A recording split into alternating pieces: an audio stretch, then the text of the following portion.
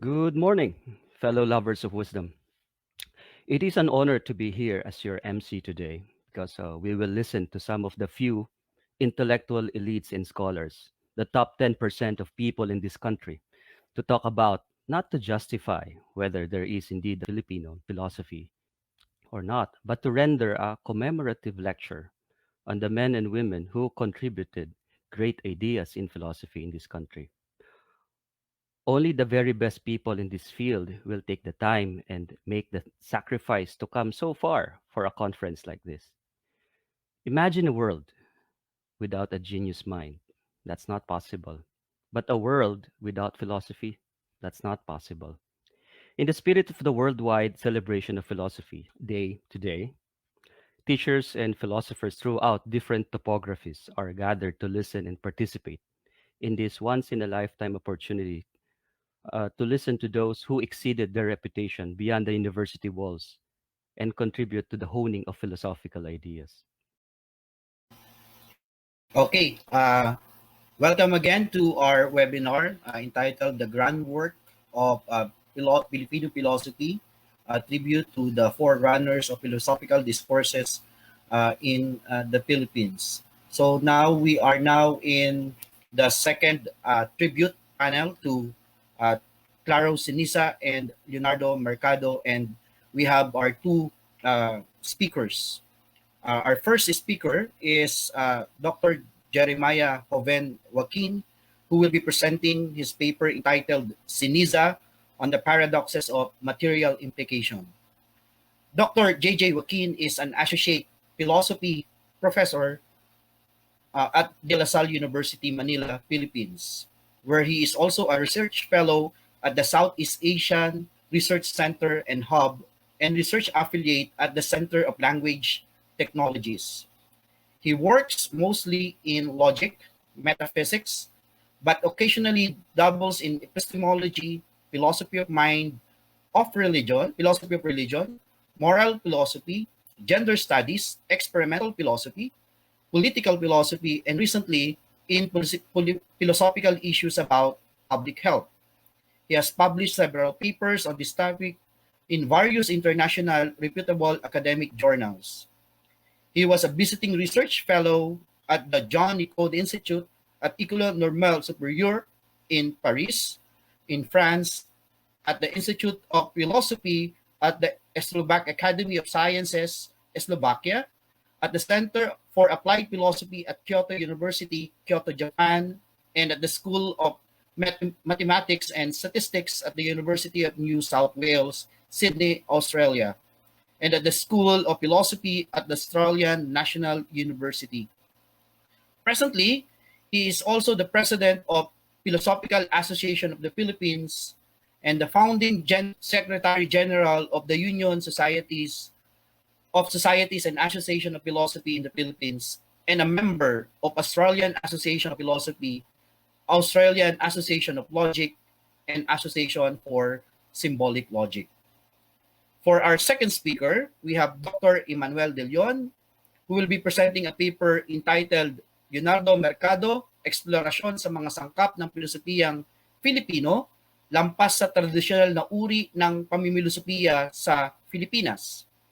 Si Emmanuel De Leon or Eman ay pinanganak sa Oriental Mindoro noong taon na 1981 at nagtapos siya ng Bachelor sa Filosofiya sa St. Augustine Seminary at ng Masterado at Doktorado ng Filosofiya sa Universidad ng Santo Tomas.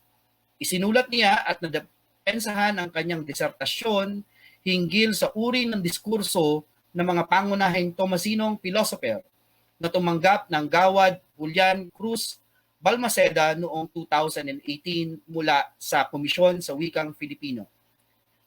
Kasalukuyan siyang miyembro ng kaguruan ng Departamento ng Filosofiya sa UST at kawaksing mananaliksik sa Research Center on Culture, Arts, and Humanities ng nasabing pamantasan. Nakasentro ang kanyang pananaliksik sa mga temang may kaugnayan sa filosofiya ng teknolohiya, kasaysayan ng pamimilosopiya sa Pilipinas, at kasama rin siya sa lupon ng mga direktor ng Sentro ng Sari ng Universidad ng Santo Tomas. Nailimbag ang kanyang unang libro noong taong 2019 na may pinamagatang mga tumasinong pilosopiyang Filipino na kasama sa Aklatang Bayan ng KWF. Now, to welcome our first speaker, so let us welcome Dr. Jj Joaquin.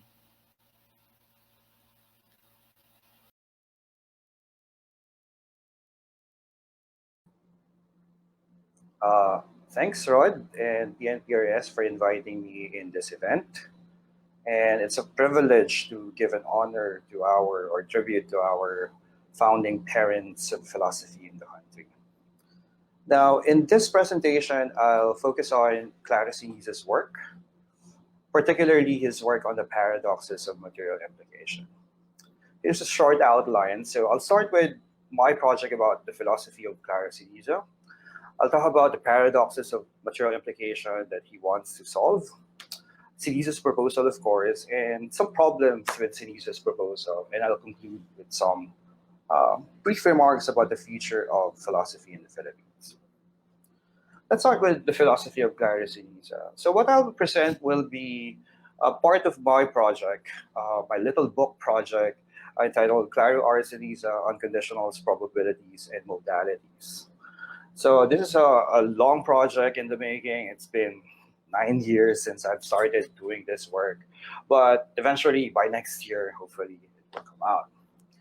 Now, I won't go into the details of the biography of Professor Claro Synesis, or as his family calls him, Papa Claro. So just some brief ideas. So Claro Synesis was born in Dumaguete, Negros Oriental. He studied law. Then he went to philosophy, went to Syracuse University, came back, taught at UST and De La Salle University. Okay, I think we could start with Synesis' idea of what philosophy is. And for him, there are two models of philosophy. So he thinks of philosophy or doing philosophy in terms of an inkblot interpretative model and a jigsaw puzzle or problem-solving model. So the inkblot interpretative model, you can think about this in terms of, here's an experience of something and I want to think about it in terms of my interpretation, in terms of some phenomenological description of what's going on. Now, an example of this kind of philosophizing for Synesis are his poems, his views about prayer, marriage, morality, education, and a lot more. But for me, I'll focus today on his jigsaw puzzle or problem-solving model of doing philosophy. So what's this jigsaw puzzle or problem-solving model? So for Synesis, there are several problems in philosophy. And your task as a philosopher is to get into it and try to think about solution to those problems. Now, what I'll focus on will be his solution to one perennial problem in philosophy, especially the philosophy of logic.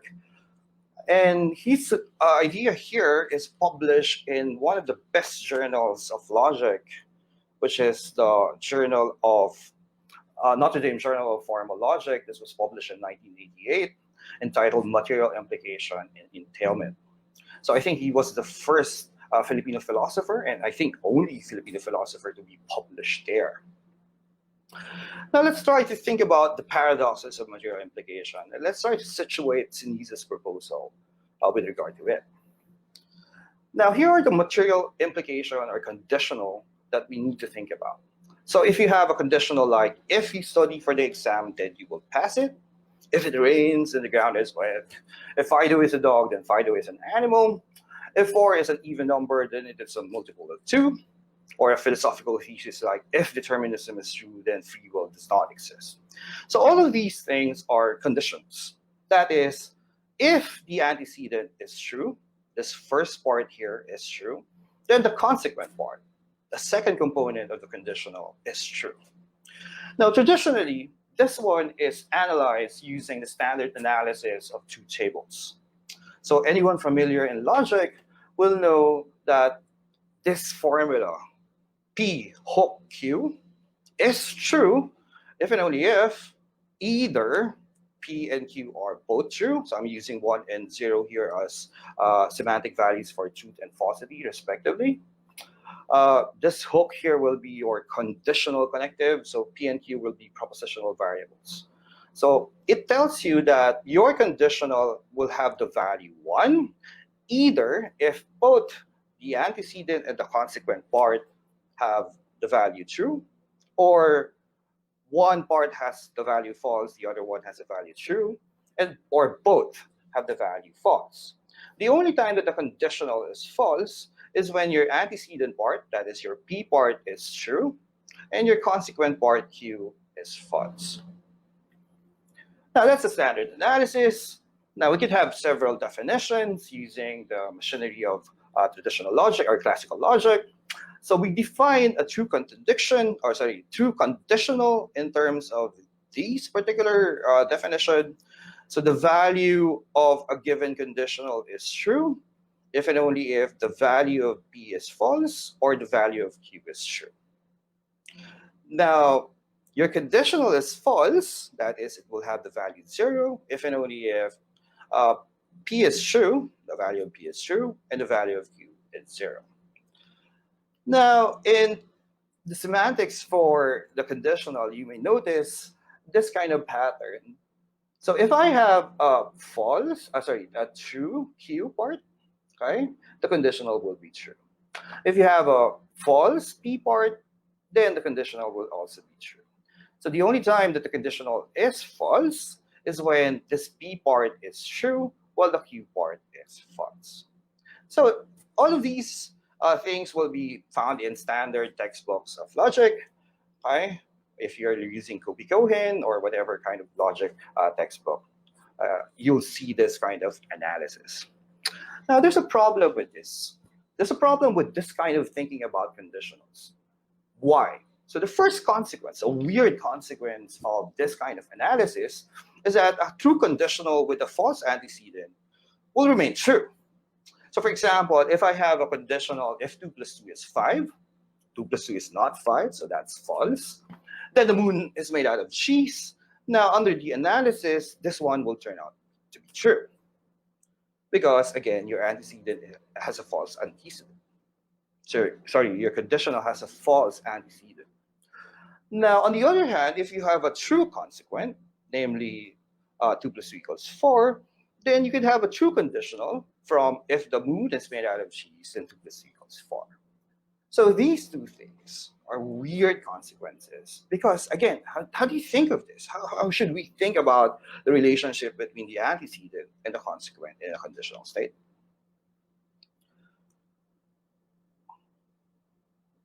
Okay, so let's go here. This implies a kind of paradox or paradoxical scenario wherein false proposition imply anything. So if I have, so I'm using just this symbol here as a negation symbol. Okay, so if I have a false proposition, not P, then I'll have P implying any proposition whatsoever. Because again, if you have a false antecedent, your conditional is true, regardless of whether your consequent is true or false. On the other hand, if you have true propositions, like for example Q, then it will be implied by anything. Because again, if you have a true proposition, true consequent, then the conditional is true, regardless of whether the antecedent is true or false. Now, why is this a problem? Well, it's a problem because a conditional then may be true even if its antecedent part and consequent part have nothing to do with each other. So there's a kind of question about the relevance of, for example, if I say, if I study, then I'll pass. So what's the relevance of studying the truth of that antecedent with the truth of the consequent that you will pass? So that's the problem, that's the paradox that Synesis will try to solve in his work. Now let's go there. Let's go to Synesis' proposal. And it's a really ingenious solution. So for Synesis, he'll say, well, we'll call this Synesis conditional. So we're defining conditionals in terms of how Synesis conceives of these weird stuff. So for him, if I have a conditional if P then Q, it's always the case that I'm saying P, that is the antecedent part, if and only if the conjunction of P and Q is true. That is, a conditional is true so long as its antecedent is true, if and only if both the antecedent and consequent are true. Now, Synesis has a 45-step proof. I won't get into the details of that proof, but I have a shorter proof. I have a 15-step proof for the same thesis. But I won't get into that to the proof itself. Rather, I'll just show you how Synesis conditionals would analyze standard conditionals. So we started with standard conditionals. So in your truth table, you have this one. So here I have the values here. But notice that if you input the same values for P and Q, you'll always have the same outputs. So for example, if P and Q are both true, that is, they're both true, the conditional is true, or in this case, the biconditional is true. If the antecedent part is true and the consequent part is false, as you can see here in this part, it still gives you, Synesis conditionals give you the right verdict that the conditional or the biconditional is false, and so it goes for the rest of the truth valuations. So that's a unique way of thinking about conditionals, and I'm calling it the Synesis conditionals. Now, Synesis wants to have this idea of conditionals connect it with the idea of entailment. Now, entailment is a really strong relation between premise and conclusion in a deductive argument. So for Synesis, when you say that the antecedent entails the consequent when the material implication is true, that means that there's a strong relationship. He calls it a necessary relationship between the premise and the conclusion, or the antecedent and the consequent. So to define that entailment relation, here's the standard definition. I'm using this symbol here just to refer to the entailment relation or the therefore relation if you're into more standard logic. So this means that this B here, so any proposition whatsoever, B is or follows from A, okay, if and only if necessarily, that is in all possible valuations, truth valuations, if the value of A is true, then the value of B is true. Another way of putting it is that it's impossible for your A to be true while your B to be false. Now notice that this kind of entailment relation is your conditional. And if you plug in the Synesis conditional, if you think about Synesis conditional and try to think about entailment, you could have a definition of entailment as follows. So here's the standard Tarskian, after the Polish American logician Alfred Tarski. Here's his way of cashing out the entailment relation. If we plug in the Synesis idea, then you'll have this kind of relation. It's a stronger relation, and I think it works for some cases, but as I'll show later, it fails on some other cases. Now, so let's go back to the paradoxes. So we started out with the paradoxes of material implication. Now, how does Synesis solve those things? So remember, we started with the paradox that from a false proposition, anything follows, right? So if I have if 2 plus 2 equals 5, the moon is my dead of cheese, so that conditional is true under this kind of standard evaluation. On the other hand, true propositions are implied by anything. So if I have a true consequent part, then whatever the antecedent part here would give me the right conditions for the truth of the conditional. Now here's Synesis' solution for the first part of the paradox. So false propositions imply anything. Well, Synesis will show if we plug in this formula in terms of the Synesis conditional P if and only if the conjunction P and Q, you'll have this result. Now notice that it makes the relationship between the antecedent and the consequent part more explicit. It shows you that this part here, 2 plus 2 equals 5, is true so long as 2 plus 2 equals 5 and the moon is made out of cheese. Obviously, that's vacuously true or trivially true. Because, again, 2 plus 2 is not 5, and the moon is not made out of cheese.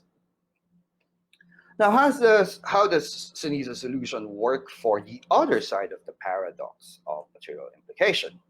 Well, think about it in terms of this one. So if the moon is made out of cheese, then 2 plus 2 equals 4. So if we plug in the Synesis solution of translating conditionals in terms of the biconditional, the strong relationship between the antecedent and the consequent, then you'll have this. Again, this will show you the trivial nature of that kind of puzzle. Because again, it's vacuously true that the moon is made out of cheese if and only if the moon is made out of cheese and 2 plus 2 plus 4. So for him, for Synesis, here are some upshots. This definition makes a logical relation between the antecedent and the consequent of a material conditional, i.e. Material implication, clearer than before.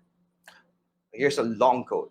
So for him, a material conditional must be one which, although asserted to be true, does not presuppose beforehand determinate truth values of its antecedent or its consequent.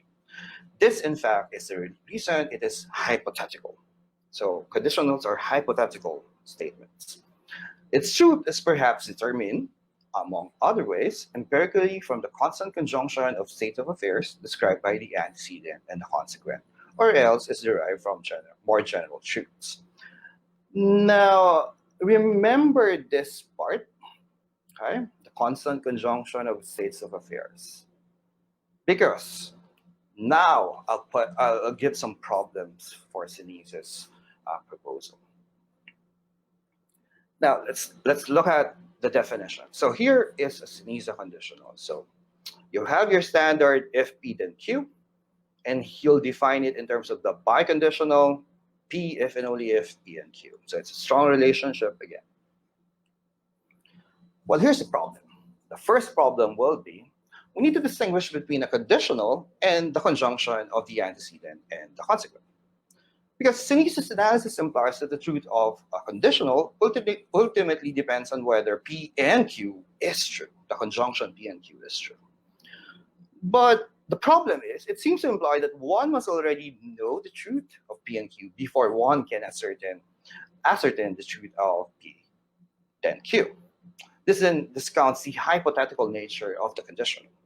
Now, as you have seen a while ago, Synesis wants to say that this analysis would show the hypothetical nature of the conditional, but his analysis would lead to a strong requirement that you need to know whether the antecedent and the consequent are already true before you judge whether the conditional is true.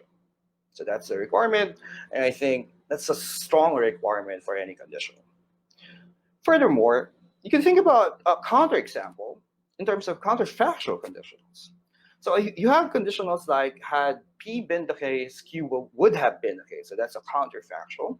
So even if we grant that Synesis analysis works for known antecedents and consequents, it would still fail to account for counterfactual cases like had Duterte lost the 2016 election, the Philippines would have been in a better state. Now, why is that? Because you don't know the value. Obviously, it's false that Duterte lost the 2016 election, but you don't know the value of this consequent part. Would the Philippines be in a better situation if that's the case? We won't know. So that's an open question, and Synesis analysis is silent about this kind of condition. But I think the biggest worry that I saw in Synesis' work will be the paradoxes will remain. Right? That is, even if we grant Synesis conditional, we could still have so-called revenge paradoxes to his analysis. How does it work? So a biconditional, Synesis biconditional, could be defined in terms of two conditionals. One tells you that P is sufficient for the conjunction P and Q, and the other tells you that P is necessary for the conjunction P and Q. Now notice that these two things are conditionals. So I could now generate another sort of paradoxes of material implication given this kind of analysis. How? So here's the first part of the Synesis conditional. Okay? So I could have this part being false, right? The antecedent part of the analysis will be false, and it will give me any proposition, like the original paradox of material implication. On the other hand, if I retain the consequent part as true, then it's implied by any proposition whatsoever. So you can think of cases wherein you have three people that are suspected to commit a crime. Now you plug in those people in this conditional. So suppose that A, B, and C are suspected to commit a crime, but C did not commit the crime. Then it follows that both some other people would commit the crime. So that strong requirement of Synesis would fail given this kind of revenge paradoxes. Now the same goes for the other side of his analysis. Now, in conclusion, some question. So let's start with the question: what has been the impact of Synesis' proposal in the literature on the paradoxes of material application? Again, Synesis' work at that time is unique, novel, and really interesting. Right? If you look at it from the logical point of view. However, sadly, Synesis' work has not caught on the literature. Now, albeit it was published in one of the top journals in logic, it did not really uh, generated a lot of discussion among philosophers here in the Philippines and perhaps philosophers um, at large. Now, one reason perhaps is that his work only depends on one source. Now, if you look at his paradoxes, his article, the material implication and entailment, he just cited one particular book. It's Copy Symbolic Logic, I think the fifth edition, the 1979 edition. Now, without any other sources, Synesis' proposal amounts to the traditional or classical approaches to the paradoxes. Now, these approaches has been shown or have been shown to be wrong in the literature. Perhaps that's the reason why no one really took Synesis' proposal seriously. But I guarantee that had he known the developments in the field, he would have surely developed a more robust theory. Now, had he known C.I. Lewis's theory of strict implication, published in the 30s or 40s, or the Lewis-Stolnaker semantics, which was brewing during his time. Right? So the Lewis-Stolnaker semantics would be the standard semantics for counterfactual conditionals. Had he known the relevant logics proposed by the Americans Belknap and Anderson, the Australians Routley and Mayer, Priest, and the English, I think he's English, Stephen Reed, had he known these things, he would have came out with a really interesting and more more robust contribution to the field. Oh, that's the sad part. That's the negative answer to the question: what's the impact of Synesis' work? However, there's a more positive answer that we could learn from Synesis' experience in publishing that really interesting, really original work. Well, let's start with the fact that Synesis was a product of his cultural milieu. That is, perhaps during the 80s, 70s, here in the Philippines, we're not really that strong, philosophically speaking. We're not really aware of what should be done as philosophers. But despite his limited exposure to current trends in the field, he was able to come out with a theory that a big journal like the Notre Dame Journal of Formal Logic is deemed worthy to publish. And that is an inspiration in itself. Because this paved the way for the next generation of Filipino philosophers to get into this technical area of philosophy. For example, I was really influenced by Synesis' work. My undergraduate thesis was on his thought, necessity, and existence. My MA is an extension of the modal logic that Synesis was thinking about. My dissertation, my PhD dissertation, also brings in those influences. Well, I'm not just alone. I'm not alone here in the influence of Synesis' technical work in philosophy. There are others like Gary Castro, okay, and some other logicians in in De La Salle University. Now, I think there's a challenge for us as Filipino philosophers. Now, unlike Synesis generation, we now have the resources to learn about the new developments and discussions in various areas in philosophy. You have the internet, you can email people, you have the Phil papers. You could really get into the literature or what's going on in any area of philosophy. And that's the fun part. I think the challenge for us is to join in these discussions and contribute our piece.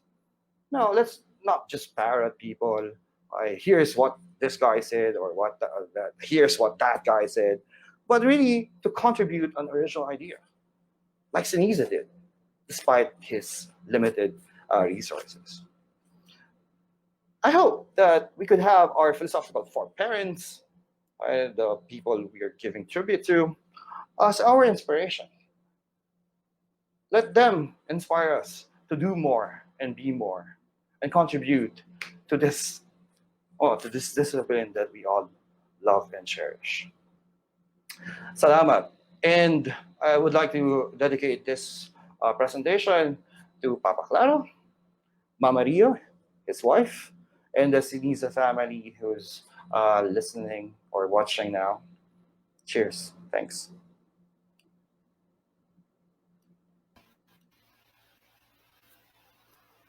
All right. Thank you very much, Dr. Jj Joaquin, and that is really a wonderful paper concerning on the recitation of the Synesis symbolic logic. So now we proceed now to the second speaker. So I'm now giving the floor to Dr. Emmanuel De Leon, who will be presenting a paper on Leonardo Mercado.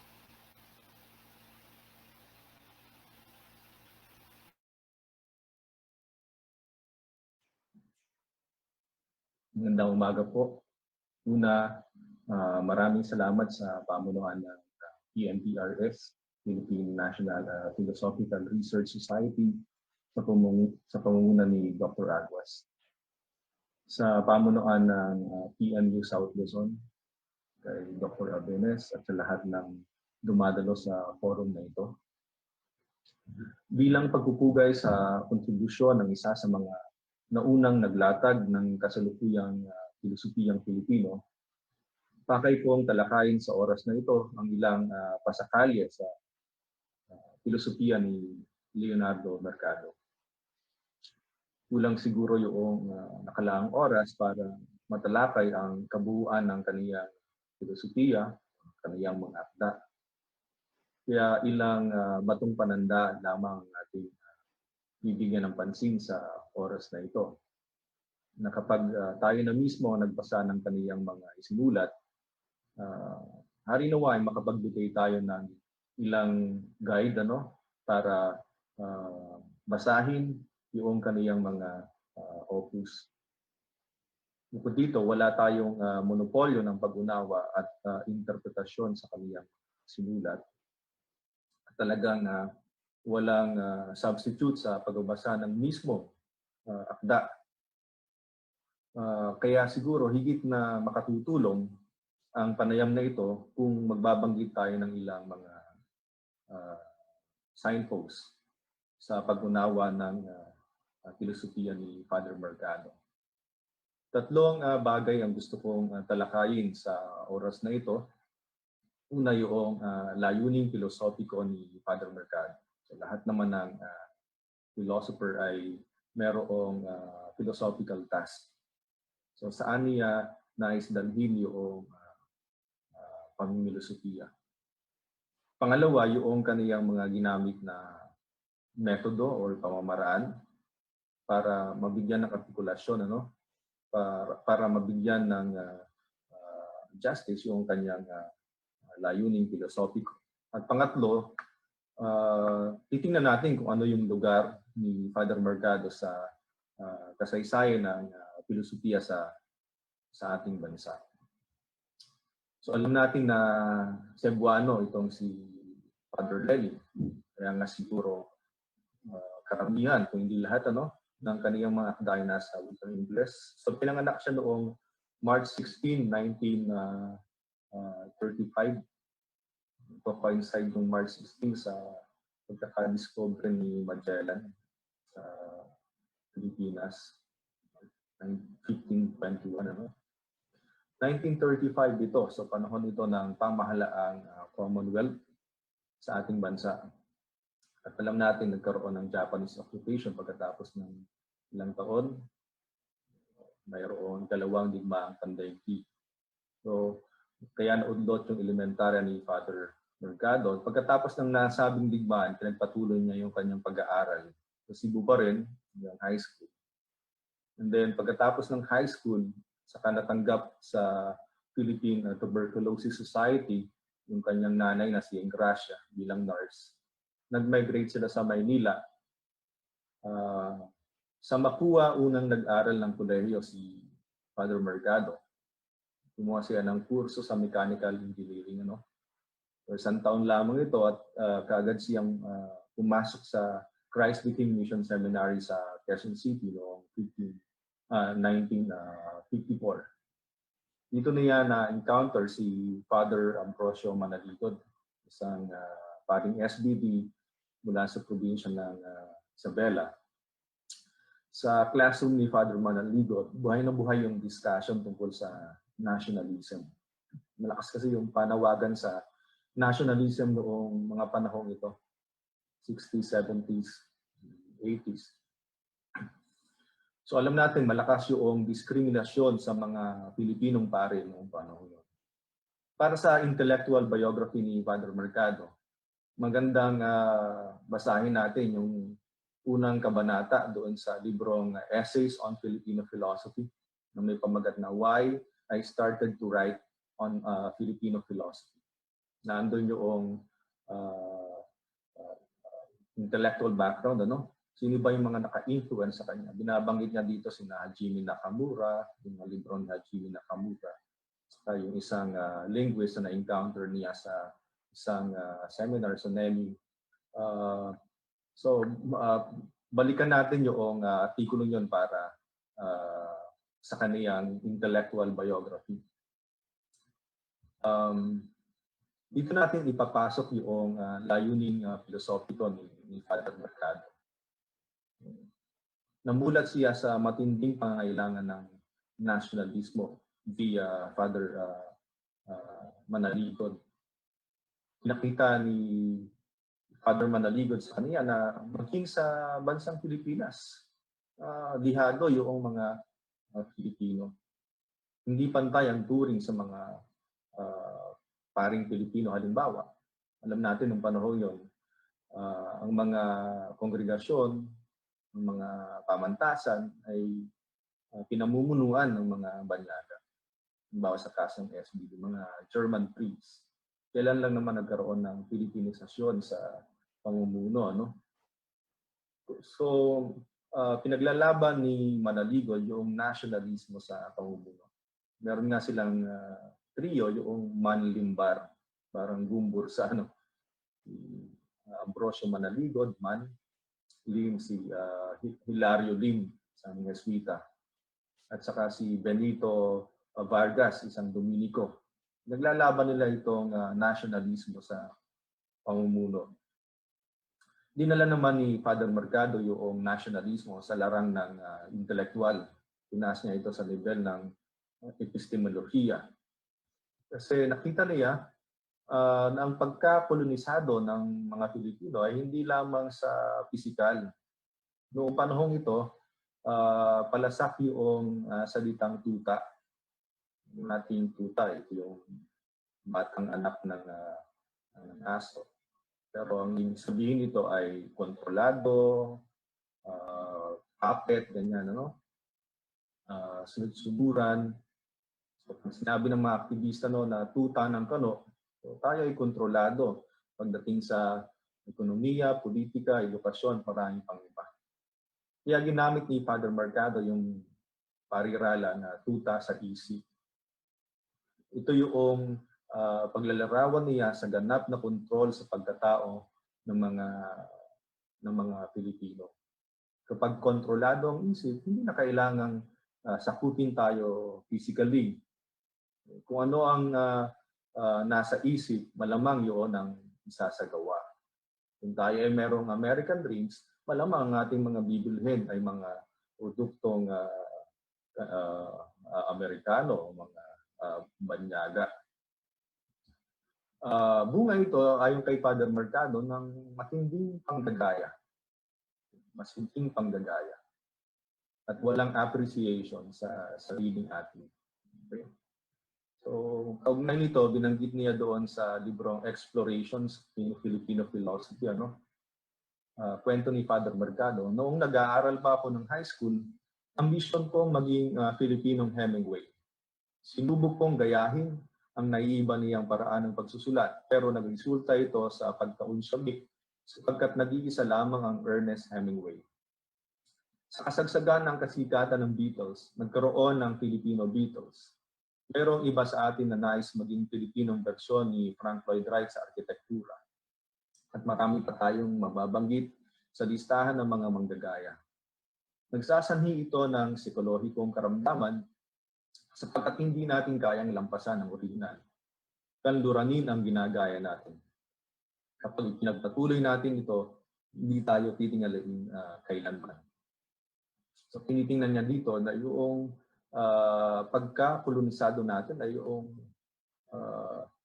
nanggagaling doon sa hindi natin pag-appreciate ng kung anong meron tayo. Okay. So kung ilalagay natin sa isang summary, yung kalagayan na kolonisado tayo, napakita niya dito yung pagiging puta sa isip. So merong kolonisadong isipan. Kaya nga, layunin niyang pagkaroon ng deskolonisasyon ng isipan. Palayain ang isipan. Sa paanong paraan? Doon sa tinatawag niyang filosofiyang Pilipino. Sa pamamagitan ng pananaliksik mula sa loob. Sa pamamagitan ng paghango ng mga kaisipan mismo sa ating bansa o mismo sa nakatutubo sa atin. Kasi masyadong nahasa tayo sa pagbabasa halimbawa ng mga banyagang teksto at nakakalimutan makinig o saliksikin yung mga karunungan na narito sa atin. So yun ang naisip niyang paraan para magkaroon ng deskolonisasyon. So it begs the question, ano ba yung filosofiya para kay Father Mercado? Ano ang ibig sabihin, anong definition niya ng philosophy? Makikita yan doon sa Elements of Filipino Philosophy. Nagbigay siya ng definition o kaya description ng Filipino philosophy. Ayon sa kanya, ito ay isang filosofiya ng taong bayan, unang-una sa lahat. At hindi kung ano ang naisip ni Rizal, Mabini, o ng iba pang Filipinong elitista. Maliban na lamang kung ang mga kaisipang ito ay sumasalamin sa punto de vista ng taong bayan. Makikita natin dito, dinidifferentiate na yung traditional philosophy at saka yung non-traditional doing of philosophy. So, doon sa usual o traditional doing of philosophy, nagbubuo ng mga sistema o universal na konsepto na maaaring ipataw sa partikular. Mag-iisip ang isang philosopher at i-apply ito sa partikular. Malimit, tinatawag ito ng mga kritiko na pamilosopiya mula sa ivory tower. Pamilosopiya mula sa toring-garing. Samantala, yung non-traditional doing of philosophy ay sinasaliksik, okay, inuunawa at inilalahad yung filosofiya na matagal nang nananahan sa kamalayan ng taong bayan. Okay, kaya sabi niya, filosofiya ito ng taong bayan. Okay. Kung sa salita ni Ramon Reyes, ito yung vital thought, doon sa kanyang essay na Sources of Filipino Thought. Okay. Ito yung kaisipang vital. Okay. Ito yung kamalayang bayan. Ilalagay natin sa table, yung traditional doing of philosophy, nanggagaling sa namamayaning sistema o universal na prinsipyo at ipinapataw ito sa partikular na bagay o pagkakataon. ina-appropriate, ina-apply. So sa di-traditional na pamimilosopiya, hindi nag-iimbento ng mga universal na prinsipyo na ipinapataw sa partikular. Halip, layunin nitong masaliksik, maunawaan, at maisulat ang filosofiyang matagal nang kumikilos sa buhay ng tao. So usually, ang mga sources sa philosophy ay mga libro. Ito yung mga traditional sources.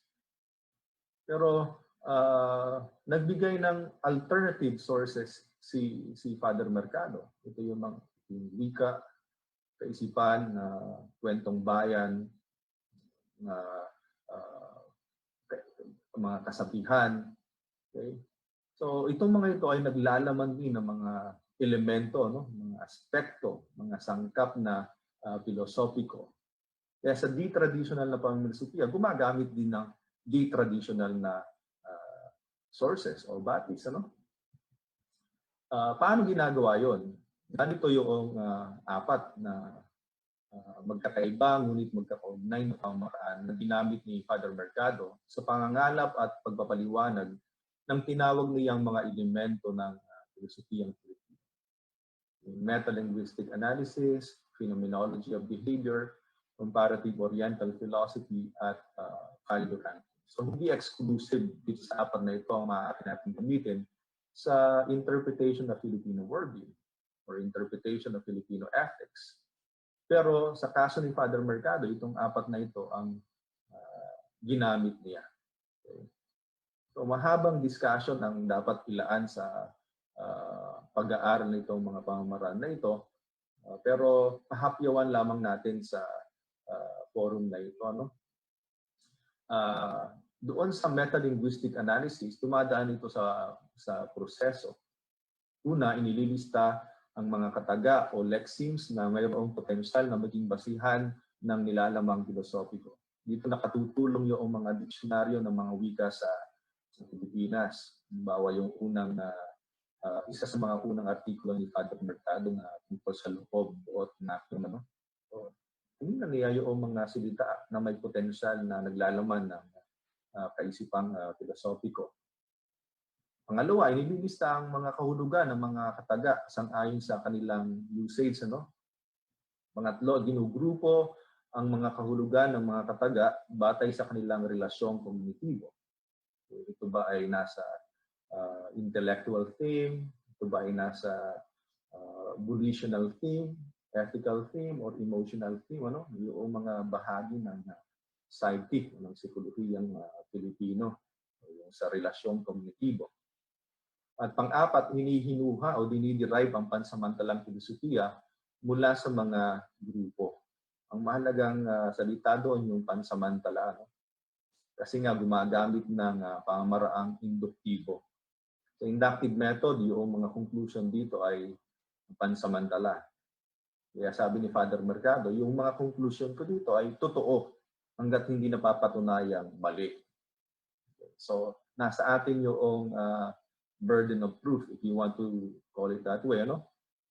Para i-validate, bigyan ng kumpirmasyon, ano?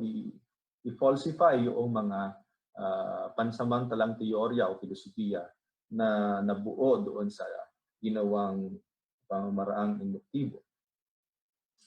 So, nagsisimula nga sa linguistika patungo sa di-linguistikang analysis.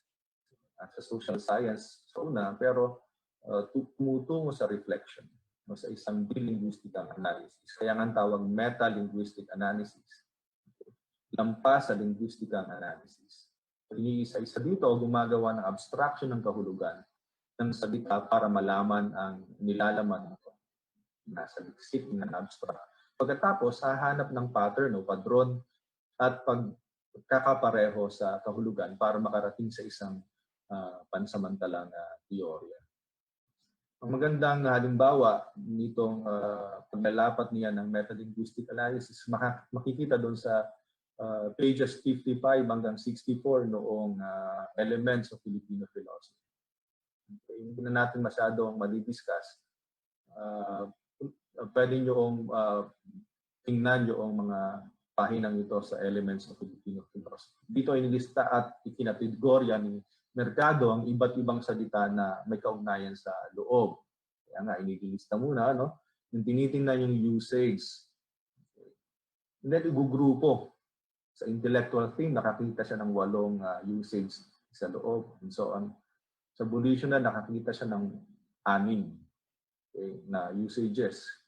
Sa will, sa looban. Dami sa emotional theme, 23. Okay?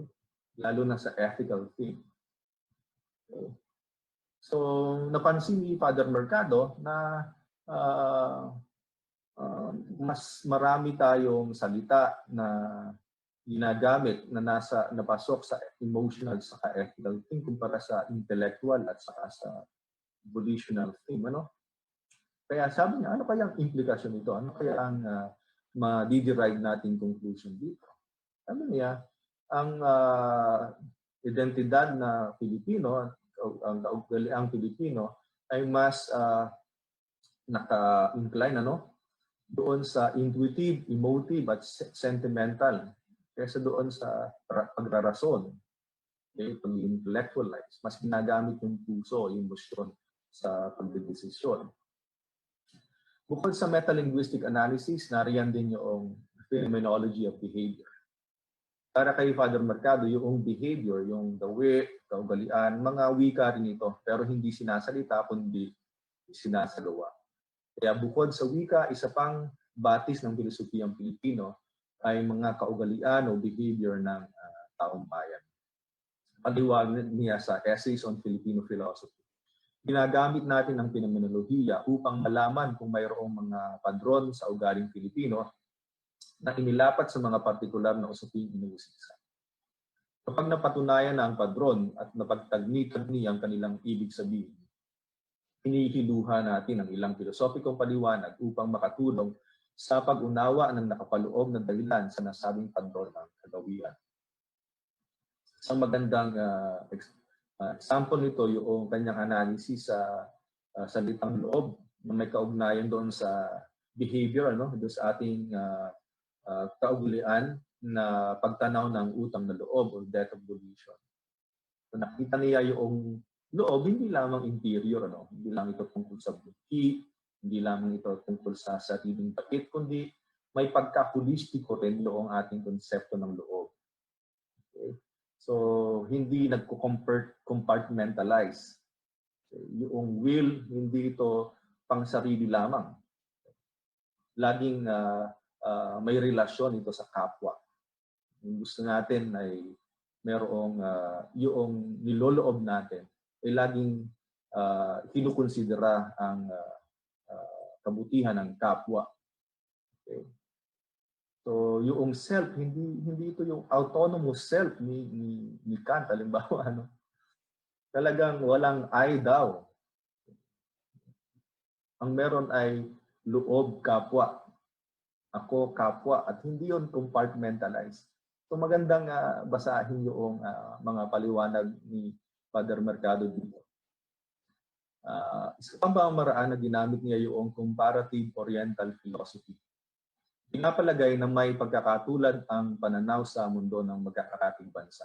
Influence ito ni Ludwig Wittgenstein, di Emerita Fito. Kasi kinuha nilang kurso ito sa pamamatnubay ni Emerita Fito.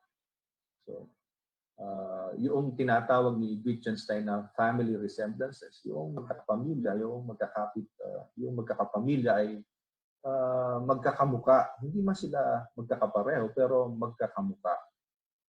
Kaya kapag hindi malinaw ang kahulugan mula sa metalinguistic analysis o mula sa phenomenology of behavior, maaring bumaling at pagmasdan ang padron sa mga kapamilyang Asyano. So maaari ring masaliksik yung Filipino worldview sa pamamagitan ng pagkukumpara nito sa worldview ng mga kapitbahay nating Asyano. Isa pang method na ginamit niya yung value ranking. Ito ay influensya ni Santo Tomas, nagsabing ang pagtingin natin sa mabuti ay nakabase sa ating pagkatao. Paano natin tingnan o kalagahan, tingnan kung alin ang mabuti. merong itong sinasabi sa ating pagkatao.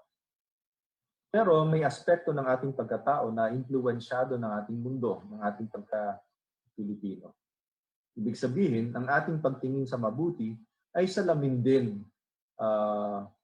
para masulyapan ang ating filosofiya. Merong ding daan para maintindihan yung Filipino identity, o yung ating Filipino philosophy sa pamamagitan ng pananaliksik hinggil sa values at saka sa ethics ng mga Pilipino. Kaya ginamit niya ito. Ngayon, gamit ang apat na pamamaraang nabanggit, ano ang nasa liksik niyang mga elemento o sangkap ng tinawag niyang filosofiya ng Pilipino. Dito makikita natin na yung conclusion niya sa elements of Filipino philosophy, ginamit niya itong pundasyon para maipaliwanag yung iba pang mga paksain. Kumbaga sa pagtatayo ng building, ginamit niyang foundation yung elements of yung conclusion sa elements of Filipino philosophy at pinalapad niya sa ibang mga usapin.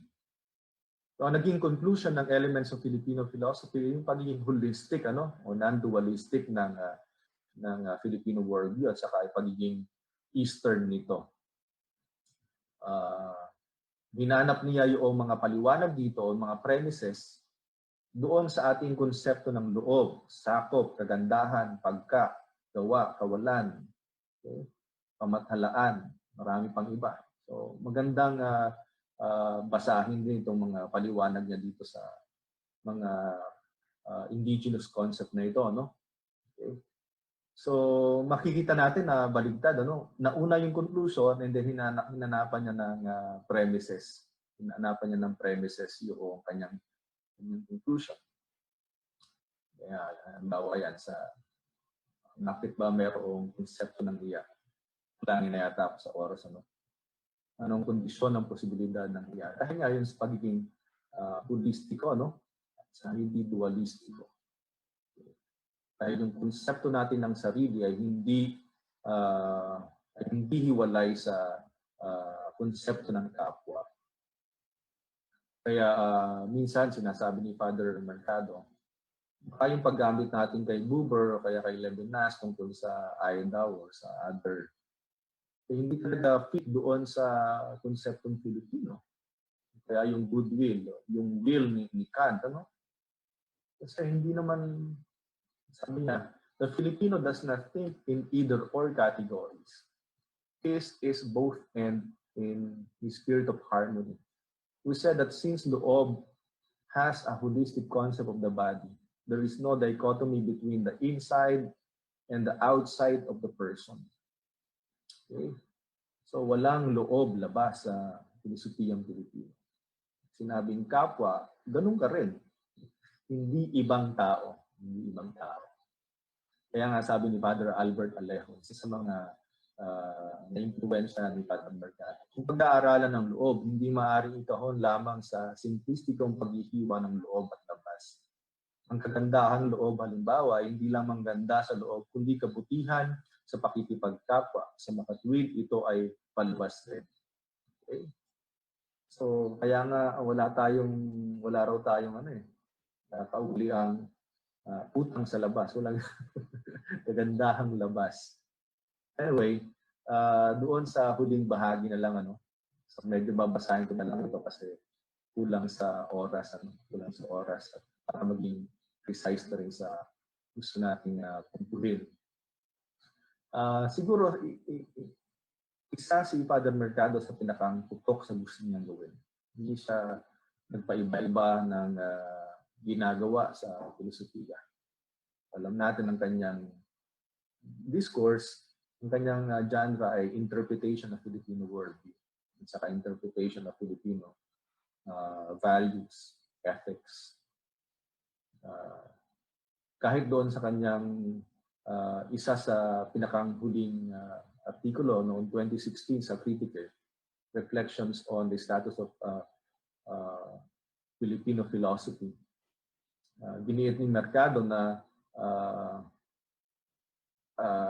isa siyang porsigidong mananaliksik hinggil sa biltansyon ng mga Filipino. Nabanggit na natin to kanina, no? Sinasaliksik yung wika, kasabihan, gawi, paniniwala at pagpapahalaga ng Filipino upang maunawaan ang mga pilosopikong sangkap na nakapaloob dito. Binanggit din natin kanina na isa itong pamaraang induktibo kung saan na tagpuan niya na ang pilosopiyang Pilipino ay holistic at silang natin. Kaya matatawag natin na pilosopiyang deskriptibo ang pinili niyang paglaanan ng talino. Hangad niyang ilahad at hindi imbentuhin ang mga elemento ng pilosopiya na para sa kanya ay matagal nang dumadaloy sa kamalayan ng taong bayan. Dahil dito, nakapaghain siya ng ilang pansamantalang teorya na kailangan muling idaan sa masusing pag-unawa. Mapapansing hindi tinapos ng merkado ang mga nakuha niyang pansamantalang konklusyon. Alaloong baga, hindi maaaring sarado na ang diskurso. Kung ang hinahanap natin sa mga akda ng merkado ay isang kategoriko, esensyal o ganap na matatawag na pilosopiyang Pilipino, hindi ito matatagpuan kasi hindi naman yun ang kanyang ginagawa. Hindi yun ang kanyang pakay sa pilosopiya. Sa katuhan, halimbawa yung diskurso. Mas gusto niyang padaluyin yung diskurso. Kasi hindi na pag-uusapan eh. Hindi na pag-uusapan yung mga kamalayang bayan. Para sa kanya, hindi niya trabahong saraduhan ang diskurso, lalo na't isa pa lamang itong sumisibol na paksain noon at marahil ay hanggang ngayon. Masyado tayong nasanay magbasa ng mga tekstong manyaga. Wala namang masama doon. Pero nakakalimutan. Along the way, nakakalimutan yung mga karunungan na meron tayo na maaaring mas lapat naman talaga sa ating mga pagbuo ng mga polisiya, sa ating pagbuo ng mga konsepto. Higit na ikinukonsidera ang halaga ng pagpapadaloy ng talakayan sa nivel na filosofiko hinggil sa mga elementong ito na tinawag niyang filosofiyang Pilipino. Makikita natin niya ang hikay na yan doon sa bahagi ng elements sa Filipino ethics. Sinasabi niya, isa itong pagtatangka na balangkasin ng etikang Pilipino. Dahil isa itong panimulang pangangahas, rudimentaryo pa rin ito sa saklaw ng mga pagwawasto at mga modifikasyon sa hinaharap. Hindi ito sukdulan, kundi isang abang panimula. Kung makapagsisiklab ito ng mga kontrobersiya, makatutulong ito sa lalong pagtuklas ng katotohanan na nakatago sa bawat sulok ng mga paksa. So ang mahalaga sa mga ginawa ni Father Mercado ay yung ibigay sa atin ng ilang mga paksain. Maaari nating paglaanan ng saliksik, ano? Yung pagbibigay sa atin ng mga philosophical questions. Ito ang maaari nating sundan. Yung problematiko, yung mga philosophical problems na iniwan niya. Kung tayo na ang magtatanong noon, ganun pa rin ba ang ating magiging konklusyon sa mga naging konklusyon ni Father Mercado? Hindi natin kailangan i-memorize yung kaniyang mga conclusion. Ang mahalaga siguro yung kanyang binibigay sa ating o ipinakikita sa ating mga problematiko na maaari natin ipagpatuloy. Okay. So binubuksan ni Father Mercado yung yung diskurso para tayo ay magtalakayan. Okay. So napapansin niya, hindi tayo nag-uusap-usap, kalat-kalat ang ating pamimilosopiya. Okay. Hindi ganoon ang ginagawa sa ibang bansa. No? Alam natin, nag-uusap-usap sila. Quote nila ang bawat isa. Yung problematiko ng isa ay pinoproblema rin ng kapwa nila, halimbawa Frances. Okay. Kung titingnan mo, halimbawa yung mga akda ni, halimbawa, French philosophy, titingnan mo halimbawa ang akda ni Michel Foucault, about discipline and violence. Tingnan mo yung bibliography. almost 90% ng kanyang pinukote ay kapwa niya Frances. Okay. So, nakikisalo siya doon sa diskursong Frances. So, tingnan mo naman yung bibliography natin, kung sino-sino ang ating mga pinukote. Okay. So, nais niyang padaluyin yung talakayan hinggil sa mundong Pilipino. Hinggil sa mga konseptong Pilipino, sa filosofiyang Pilipino. At kung yun siguro ang isa sa kanyang mga adhikain, malamang nagtagumpay siya. Kasi hayag na ngayon ang mga kritisismo hinggil sa mga naging akda ni Father Mercado. Maraming mga autor, mga Filipino philosophers ang nagbibigay ng komentaryo. Isa sa mga kritisismo kay Father Mercado ay yung pagiging tapos sa katangiang filosofiko. Itong mga philosophers na meron tayo dito. Halimbawa, sang-ayon kay Ramon Reyes, doon sa kanyang book review ng Applied Filipino Philosophy na napublish sa Philippine Studies noong 1977. Ang kanyang evaluation doon sa libro ay loosely constructed, full of hasty generalization, unsatisfactory as social science, but inadequate as philosophy. It really hurts. It lacks method and rigor. Ganon. So, pero ano ba ang definition nila ng philosophy? Pero malamang yung traditional philosophy na iniiwasan o na hindi yun ang genre na ginagawa. Hindi minamasama ni Father Mercado yung fundamental philosophy. Pero tinitingnan niya kasi nga yung layunin niya, dekolonisasyon ng isipan dahil laging nangihiram sa konseptong banyaga. So, alternatibong klase ng filosofiya yung kanyang ginagawa, yung paghahanap ng karunungan sariling atin. Kaya halimbawa doon kay Grijaldo, ang tawag niya sa pamamaraan ni Father Mercado ay anthropological approach. Parang hindi masyadong philosophy. And then, ang tawag niya sa kanya ay ethno-philosopher. Parang hindi full-fledged philosopher. May katotohanan naman doon, pero kung babasahin natin ang mga akda ni Mercado, malinaw na ang kaniyang mga pinapaksa, metodo at pamamaraan ay filosopiko. Pinapaksa niya kasi ang being, pagka, o beauty, na mga paksain din sa philosophy, kagandahan. Kaya nga minsan naaakusahan si Mercado na yung mga Western concepts, nilalagyan lamang yan ng mga Filipino words o inihuhulog na lamang sa salitang Filipino. Yung, alam din natin yung metodong phenomenology ay isang tanggap na metodo sa filosofiya. At yung pamamaraan niya ng pag-argumento ay lohiko rin. Okay. Yung paglalatag niya ng argumento ay filosofiko. Okay. Isa pa sa mga komentaryo sa kanya o kritisismo ay yung pagiging kapos sa aspektong critical. Mahalaga naman talaga ang critique sa philosophy. Pero sa tingin ko parang masyadong malaki yung hinihingi natin sa isang Leonardo Mercado. Siya na nga yung nag-describe, siya na nga yung nag-research tungkol sa worldview. Siya pa rin ba sasagawa ng social critique? Hindi kaya masyadong malaking trabaho na siguro yon ng ibang tao, ng mga kritiko. Dito, ang mismong pagsasagawa niya ng alternatibong pamilosofia ay isang konkreto ng uri ng kritisismo noong panahong iyon na kritikal sa walang patumangging panghihiram ng sistemang banyaga kahit iwalag naman sa karanasang Pilipino.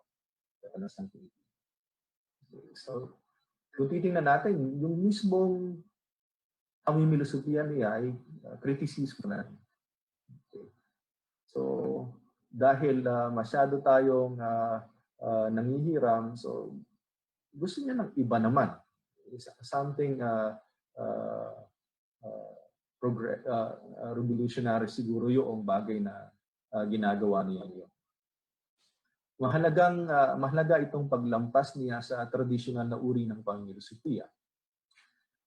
Hindi buo ang kwento ng filosofiya kung nakabase lang ito sa palaisip. Nakikita niya kasi na masyadong nakapiling yung filosofiya sa akademiko at nakakalimutang makinig sa karunungang bayan. Minsan ini-impose natin yung sa palagay natin ay rasyonal. Pero nakakalimutan yung aspekto ng pakikinig. Okay? Yung aspekto ng pagiging bukas sa isipang hindi nakasulat. Hindi niya tinitingnan ng masa ng mga tao sa laylayan na sa lipunan bilang tamad at nagpapadala lamang sa pamamalakad ng amo. Malakas ang panawagan na yan na bago natin husgahan ang ordinaryong tao, kailangan munang simulang makinig sa kanilang karunungan. Kaya ang pamumulot niya ng mga piraso o mga sangkap ng filosofiyang Pilipino ay maaaring gawing matibay na batong tuntungan ng mga may hilig sa ganitong uri ng saliksik. Gayunpaman, ang pagkilalang ito sa karunungan ng taong bayan ay dapat ring maging tiyak at totoo. Dapat i-validate. Dapat bigyan ng impormasyon. Bilang isang fenomenologo, ibinunyag na ni Mercado ang ilang katutubong phenomenon na nagpapakita sa kaniya bilang mga sangkap ng kapantasang Pilipino. So, na-challenge niya tayo siguro upang hindi masayang ang dambuhalang pagpursige niya, tungkulin na natin ngayon na sundan ito ng mga siyentipikong pag-aaral at impormasyon. Kumbaga, binuksan ni Mercado ang ating kolonyal na mga mata upang tayo mismo ang magpatuloy ng ating kapalaran. So doon lang siguro ako muna magbabahagi tungkol sa kontribusyon ni Father Mercado sa Filosofiyang Pilipino. Maraming salamat po.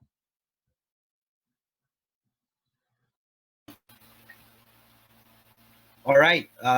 Thank you very much. Maraming salamat, Dr. Eman De Leon. So just to revisit our panel, so we have two speakers. So we have Dr. Jj Joaquin, and he talks about Synesis on the paradoxes of material implication, and also as our second speaker talks about Leonardo Mercado eksplorasyon sa mga sangkap ng pilosopiyang lampas sa tradisyonal na uri ng pamimilosopiya sa Pilipinas.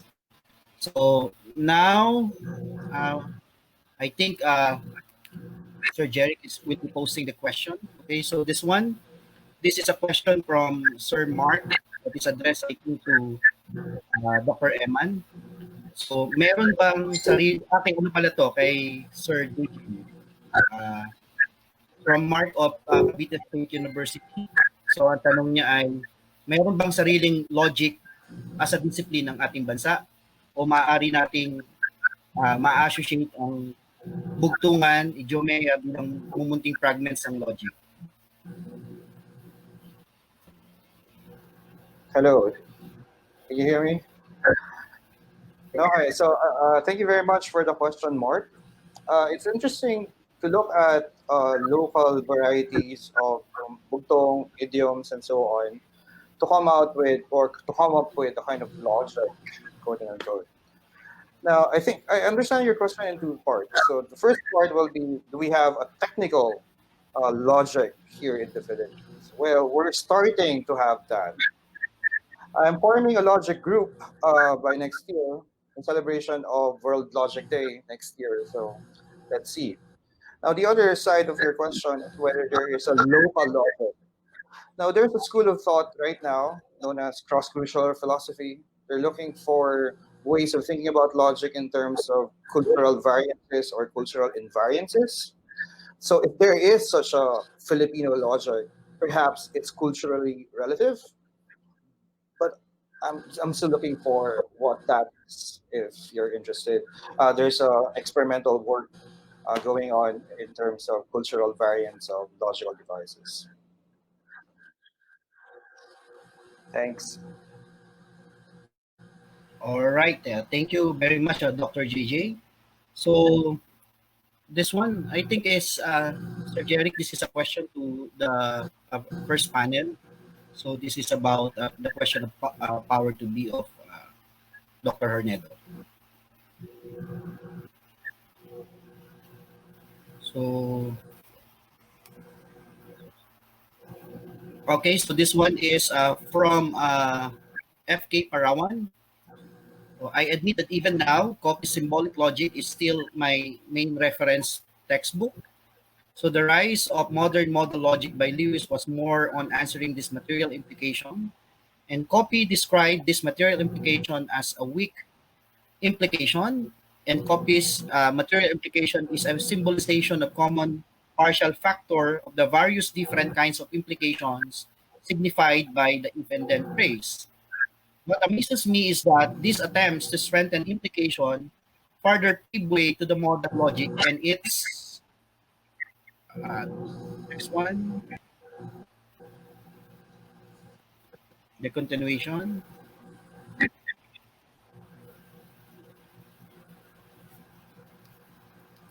Nawala tayo, sir. So we're going back to the second question to Dr. JJ. So this one is from Alex Senon from Cavite State. This is addressed to Dr. Eman. Sapat po ba ang lingkwistikong metodo para mapairal ang tradisyonal na Pilipinong pamimilosopiya kung hiram ang pamamaraan sa Western thought na pamimilosopiya?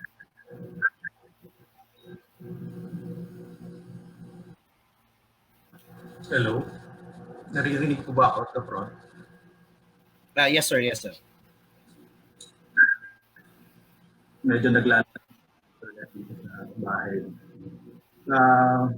Kung nakuha ko yung katanungan ng tama, at ba yung metalinguistic analysis sa pag-analiza noong kasi dun sa konteksto ng Father Mercado, hanggang sa ngayon naman may problema tayo sa metodo, ano? Ano bang meron na ba tayo metodo na magagamit? So dahil doon, kailangan talaga natin tumanaw sa labas. Okay. So sapat na yun, yung apat na binanggit yung metodo na yun, doon yung ginamit yung Father Mercado. Sinasabi niya, hindi naman exclusive na maaari natin gamitin mga metodo o pamamaraan. Okay? So, maaari din tayo humanap ng mga sarili nating pamamaraan. Ang mahalaga dito yung pagpapatuloy ng philosophical problem. Ano? Diyan lamang uunlad ang filosofiya. Meron tayong pinagsasaduhang philosophical problem. Okay? Kung papansin natin, halimbawa yung mga Frances, meron silang mga problema na pinagdedebatihan nila. Nagsusulat sila tungkol doon. Binabasa nila yung sinulat ng kapwa nila Filipino philosopher tungkol doon. At nagdedebate sila tungkol doon. Okay? So, going back to your question, yung bang metalinguistic analysis sapat na yun para matugunan yung problematiko yun? Malamang hindi.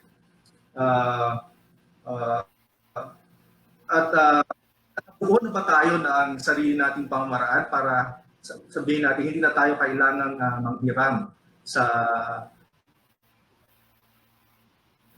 mga kanluranin, no? Kapwa tayo Filipino philosophers na nag-propose ng sarili nilang mga metodo.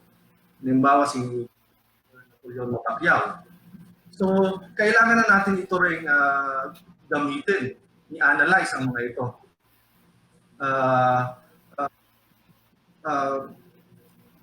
Titingnan natin,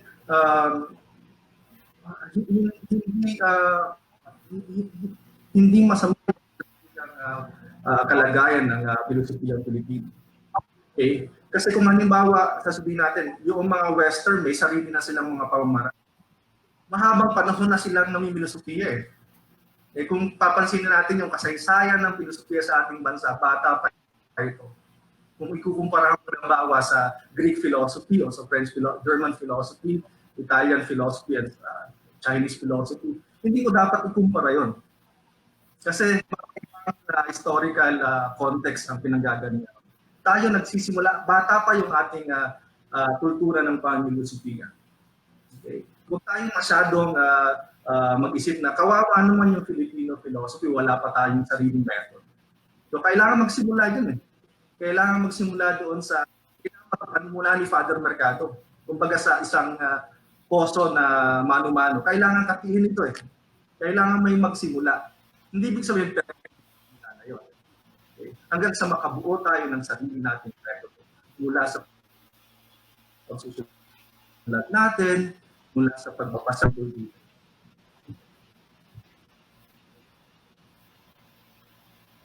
Okay, maraming salamat, Dr. Eman.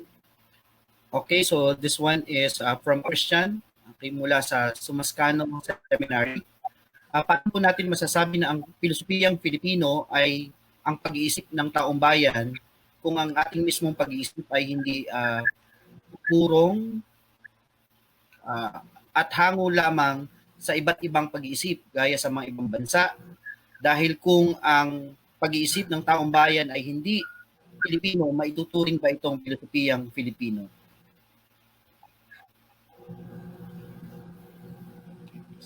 Okay.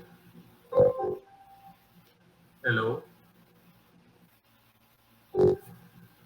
Okay na ba, Dr.? Medyo naglalagay. Yes, sir. Yes. Okay. Matatawag ba raw na filosofiyang Pilipino kung ang mga konsepto ng mga being, halimbawa yung mga konsepto sa politika, halimbawa ay mga algorithm. Sa palagay ko, hindi naman purista si Father Mercado. No? So, binanggit ko kanina sa discussion na deskriptibo yung kanyang pamaraan. So, hindi naman siya naghahanap ng original sa atin. Kung ano narito, kung ano yung dinidescribe niya yung kamalayang Filipino. Kamalayang Filipino. Kung ito man ay may halong Chino, kung ito man ay may halong Espanyol, kung ito man ay may halong Hapon, o kung ano mang impluwensya ng ibang kultura, yun ang Pilipino. Yun ang Pilipino. So, ano ba yung matatawag nating Pilipino? Kung kay Father Mercado, ito yung nananalaytay sa diwa ng taong bayan. Pero pwede natin sigurong sabihin na ang filosofiyang Pilipino ay resulta noong pamimilosofiya ng mga Filipino. So namimilosofiya ba ang mga Filipino? Yes. So may naging resulta ba ito? Meron ba itong mga nabuong mga teorya, mga nabuong kaisipan? Yes. Ibang usapin kung anong nivel na nito? Anong estado na nito bagay na ito? Okay. So hindi tayo dapat mahiya o matakot na o magdalawang isip na humiram sa iba. Ang sinasabi namin dito ni Father Mercado, huwag nating kalilimutan, meron din karunungan sa taong bayan. Hindi lamang mga akademiko, hindi lamang mga palaisip ang nakapamimilosofiya o na nakapag-aambag sa karunungan. Sa halip, kailangan din natin tumingin sa kaalamang bayan. Kanina naghahanap tayo ng lohika ng mga Pilipino. Ay baka hindi yung lohika sa pamantayan na sa reason, sa pangangatwiran. Okay? Kasi sa ngayon kay Father Mercado, ang pangangatwiran ng taong bayan ay konkreto, hindi abstract. Okay? So, may iba't ibang lohika. Okay? Doon lamang binibigyan niya ng boses yung mga hindi nabibigyan ng boses. Okay? Na malimit pinapatawan lamang ng karunungan. At hindi nag-isip. Okay, so maraming salamat. Merong question in the chat box. This one is from Harvey Parinas. Sa pagtanaw sa filosofiya ni Father Mercado, itatanong ko lang kung paano masasabing Filipino ang pamimilosopiya na di ginagamit ang wikang Filipino, at kung hahango ang mga ideya ng Western thought, pwede ba itong maging Filipino philosophy? Alright. Doc Ron, tungkol ito sa sa paggamit ng wika sa filosofiya, no? Okay. Kay Father Mercado, masyadong issue yung wika, no? Kung yung ating ba mga questions ay filosofiko at yung ba mga problematiko natin sa mga Filipino. Pinag-uusapan ba natin yung mundong Filipino? At ito ba ay sa level ng filosofiko? Okay. Magiging issue lamang kasi yung wika kung para kanino ka nagsusulat, ano? Kung para kanino, kung ano bang audience ang nais mong kausapin. Okay. So siguro kung papansin na natin, halimbawa kung nagbabasa niya, mas maraming nagbabasa na nasa wikang Filipino. Kaya siguro maaring natin simulan na magsulat para sa ating mga kapwa Pilipino, no? Okay? Hindi natin dapat baliwalain yung mga pag-aaral na nakahadlang, naging barrier yung wika sa pagkatuto, lalo na sa filosofiya. Okay. So, kailangan natin pansinin yun. Pero hindi naman ito masyadong hindi ito masyadong problematiko. Kasi depende ito sa iyong mababasa. Sa personal kong pagmilosopiya o pagsusulat, mas ginagamit ko yung Filipino. Kasi ang pinupuntirya kong mababasa dahil nagsusulat ako sa filosofiyang Pilipino, ang pinupuntirya kong patutunguhan nito ay mga kapwa ko Filipino. Saka kausapin yung mga foreigner na maaaring gusto rin alamin itong bagay na ito. Pero ito, yung ating bang diskurso ay filosofiko. At yung bang ating mga pinapaksa ay may kinalaman sa mundong Pilipino. Itong mga bagay na ito na dapat natin iisipin natin anong wika ang gagamitin. Okay, so maraming salamat, Doc Eman. So ito muna ang question natin, naka-address kay Doc JJ. Nandito pa si Doc JJ. So ito medyo interesting to ng konti. So Doc, from Harvey Parinas, pwede po ba tayo magsulat ng symbolic logic na ayon sa ating Pilipinong pananalita? Ito sa akin ay isang hamon at sa tingin ko ay makakatulong sa pagtuturo ng philosophy for children. Yeah, thanks for the question. Actually, marami nang nagsulat ng logic in Filipino. Kung pwede ko lang i-share yung screen ko. So, kunyari, meron akong nasulat na tungkol sa logic na ginagamit yung wikang Filipino.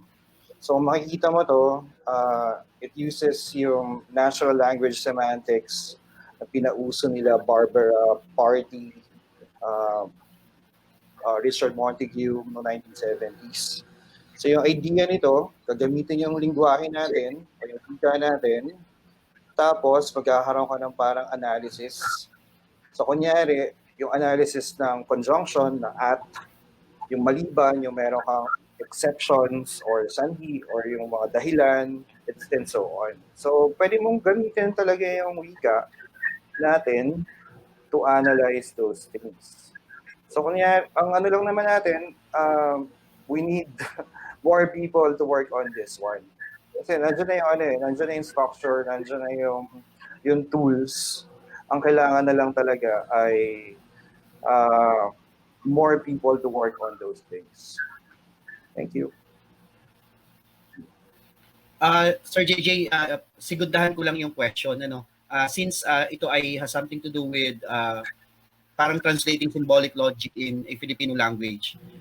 Based on your experience, ano yung naging difficulty mo so dun sa paggagawa ng study na you are now translating it using our Filipino language and then based on the English language? Ano yung pinagkaiba, yung difficulty and etc. Mga challenges? Hindi, kasi hiwalayin natin yung aspeto ng lohika bilang isang formal na analysis ng lengguwahe, tsaka yung lohika in terms of paano mag-isip yung mga tao. So, yun yung dalawang aspeto na hatiin mo. So, kunyari, gusto mo lang i-capture yung idea ng if then, kung ganito, then ganyan, yung ganyang klase pag-iisip, pwede mong gamitin yung mga tools na meron ng available. So, yung mga ginawa nila Russell, Frege, Wittgenstein, and so on, pwede mong gamitin yon, tapos try mo lang i-analyze using that tool. Ngayon, pwede mo rin i-extend ngayon yung idea na, teka lang, hindi naman uniquely Filipino yung ganong klaseng pag-iisip kasi abstraction siya. Ngayon, pumapasok ko na doon sa tinatawag na cultural or cross-cultural philosophies. Yun yung tanong na whether may unique na pag-iisip yung mga Pinoy. Pag nag-iisip pa tayo about conditionals, for example, iniisip pa natin, di ba, pag nag-ano ka ng conditional, kung di sana ganito yung nangyari, dapat nasa whatever ako, di ba? Kung di sana nagkaroon ng pandemya. So parang, ang sinasabi nga ng iba, yung mga kinakausap ko, parang counterfactual tayo mag-isip about conditionals. Laging false yung antecedent. Now, that's a surprising result. Kung mapapagita, naging talaga, yung nangyayari pag-iisip ng Pinoy about conditionals, counterfactual lagi. Ngayon, may mga tools na pwedeng gamitin ulit para tingnan kung yung counterfactual conditional mo, paano naging totoo siya or paano naging hindi totoo, and so on. Ngayon, lahat yan, nandiyan na sa literature. Pero, yun nga, kailangan lang natin i-apply, kailangan lang natin gamitin, tapos let's see from there kung meron tayong makuhang logic of Filipino logic. Okay, maraming salamat, Doc JJ. Okay, so we now have the question from Joseph Landingin. So this is addressed to Dr. JJ. So they are not weird consequences; they are just unrelated events. I think this has something to do with the example that you have given kanina. And since the example is non sequitur, should not we just dismiss it as such or not call it paradox?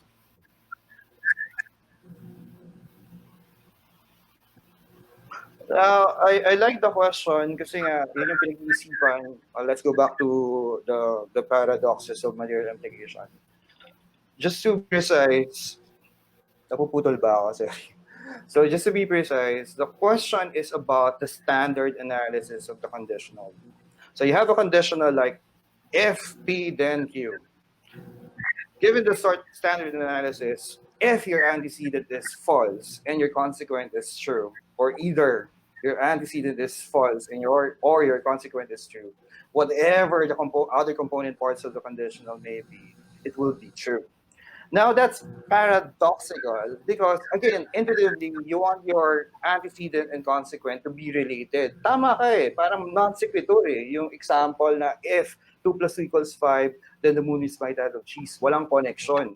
But the standard analysis, yung truth table analysis na nakikita mo sa textbooks, pinapakita na totoo yun. Yun yung problema. Yun yung paradox. Kaya nga si Synesis and the rest of the logicians are thinking about what's the best analysis, what's the best way of coming up with a theory of conditional such that we retain the relationship between the condition, the antecedent part, and the consequent of that condition. So that's the project, and hopefully you see some other literature like yung binanggit ko nga about C.I. Lewis, the Implication program, Lewis Stolnaker semantics, modal logic in general, and so on. But the exciting part right now is like I'm doing something on hindi lang yung conditionals but the topics that the conditionals are talking about. So tama. So right now there's a group of philosophers from France. I'm doing it here.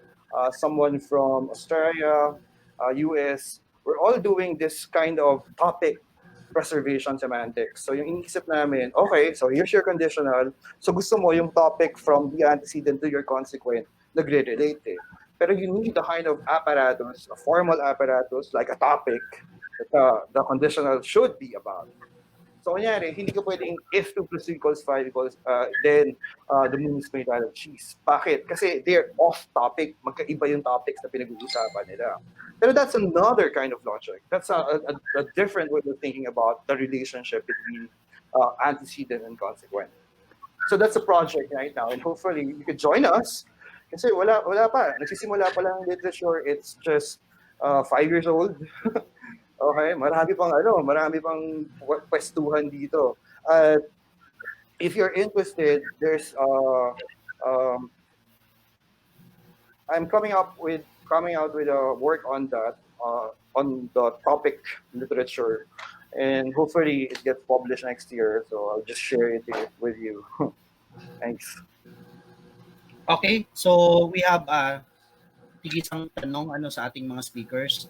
So this one is to Sir JJ.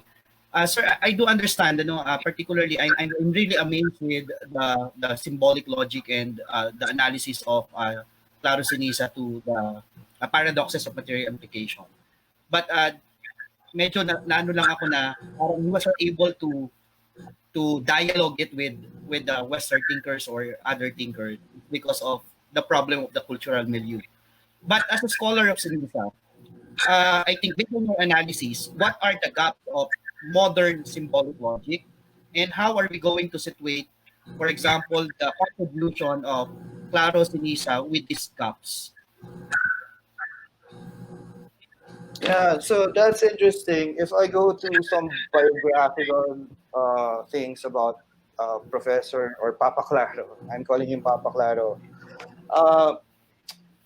He studied in Syracuse, okay, sa New York. So nag-aral siya. Alam niya yung literature niya. Unfortunately, when he was there, that's about 70s, nag-move na yung literature. Ang bilis eh. Lalo na sa ganitong klaseng technical philosophy, like logic, formal stuff talaga, ang bilis ng transition. Pag naiwanan ka ng literature mo, kunyari ngayon, we're talking about the paradoxes of material implication. And that was 100 years ago. Yung literature na yan, 100 years old na yan. So parang, ano na yung gagawin natin? So yun yung gap. We're really not attuned with what's going on in the literature. That's quite unfortunate because we as ito nga yung medyo bias. It turns out that non-English speaking philosophers are better in doing formal technical philosophy. Why? Because we're not concerned about language, we're not concerned about the nuances of culture or whatnot. Kasi nga, nag-ano lang tayo ng mga abstractions eh. So mas magaling daw tayo kung hindi tayo masyadong sensitive dun sa cultural whatever. So that's the advantage. Now going back dun sa gaps na nakikita ko nga, we lack the training. We're trying to build that up right now. Itong mga ganitong forums at yung ating pagtuturo sa sa eskwelahan natin. We're trying to up the ante. Kasi nga, na tayo eh. We're young as a philosophy doing culture. So bata pa tayo. It's just about 50 years? 60 years na nagsisimula pa lang talaga. Pero if we build up the apparatus, if we build up the skills, the philosophical skills that are needed, right, to really give an impact, make an impact dun sa mag-contribute talaga sa field, the time is now. Okay? We have the internet, we have the field papers. You can really get into yung ganyang klaseng pag-isip na. So the future is bright. Right? We need to minimize the gap in terms of yung training. So number one, training. We need to professionalize ourselves. Hindi lang yung ito yung nangyayari sa pinaparot lang natin. Hindi, kailangan nating magbigay ng talagang yung contribution natin dun sa field. And I think one of the best avenues of doing this is really getting into this technical side of philosophy, because here's the ball game. Thanks. Okay, Sir JJ, siguro kasi last question din sa'yo, I would like muna invite them tomorrow sa ating event sa PAP, and then mamaya ibibigay ko yung floor natin yung question kay Dr. Eman. Oh, sige, ikaw na. Yeah, so tomorrow, sabi nga ni Rod, the Philosophical Association of the Philippines will have its General Assembly. So if you're available, we'll post it online sa Facebook Live na lang, sa webpage, sa Facebook page ng PAP and some YouTube. So if you want to see, it's not really something like this, kasi wala namang forum. It's more of, yung talk is about how to professionalize yung philosophy, what to think about, how to really get into the professional academic philosophy. So hopefully, yun yung makatulong sa inyo. Tapos we will have also on our elections. So for those who are members with good standing sa PAP, please do join that because, yeah, that would be interesting. We will elect our new set of officers. Ang target natin by 2023, which is the 50th anniversary of the PAP, we'll be back sa World Congress of Philosophy. That's our target. So Melbourne University, I think it's in somewhere in Melbourne. Hopefully wala ng pandemic. And our task is to have a good front, a good session. Because we had our first session in 2018, we'll repeat that sa 2023. So yung Filipino philosophy will be in the world stage again, hopefully. So please do join that. See you guys. Thanks. Okay, thank you very much, Sir JJ. So now, this is the last question that is addressed to Dr. Eman from Gerald De Los Santos of Panday Bay Institute of Antique. Father Mercado introduced the third approach in philosophy that is cultural. Is this approach accepted internationally? Like existentialism, phenomenology, and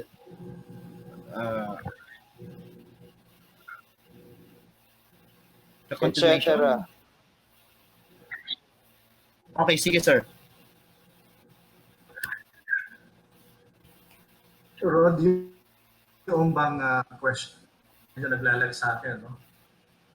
Yung bang method ni Father Mercado ay accepted internationally? Is that the question? Yes sir. Validation kung accepted internationally yung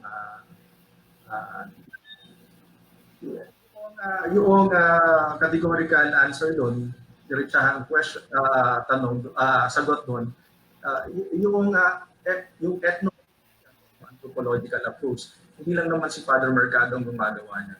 Kahit yung mga African philosophers, ganyan din ang kanilang ginagamit ng pamamaraan. At hindi naman siguro concern ni Father Mercado kung tatanggapin ito ng international audience.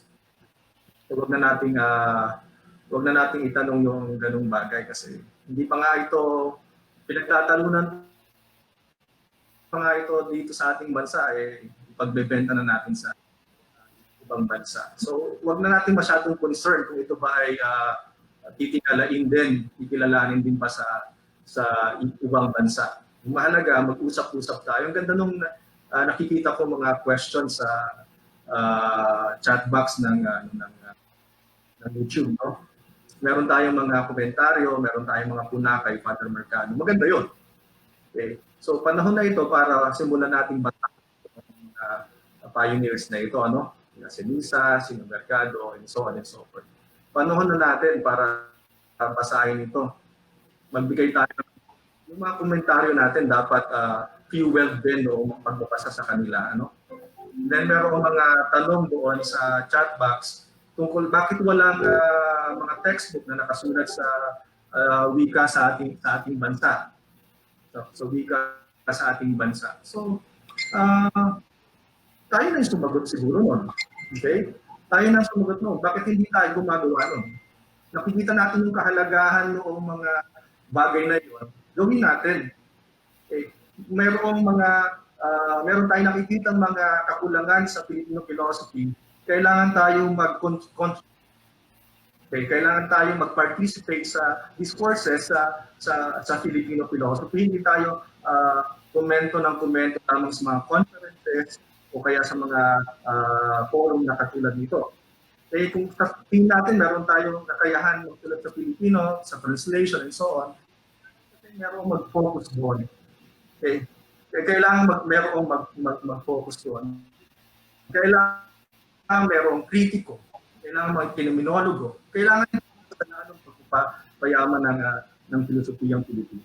At simulan natin katulad ng binabanggit ko kanina na basahin itong mga i-discuss sa araw na ito. Napakahalaga nitong ginawa ng PNPRS at saka ng PNU South Luzon para sa ikauunlad ng filosofiya ng tradisyon sa ating bansa. Alright, so maraming salamat Doc Eman. Siguro kung sino pa yung mga gusto makabasa tungkol sa intellectual na pamana ng mga pilosopong ito ay merong aklat si Doc Eman na maaari nyo mabili sa Komisyon ng Wika ng Pilipino. So now ngayon ay medyo interesting. It's already kaya lang it's already 12 o'clock. So we're going to end our second panel session, and I'm going to give now the floor to our Master of Ceremonies for some reminders. Okay, maraming salamat Doc JJ and also Doc Eman.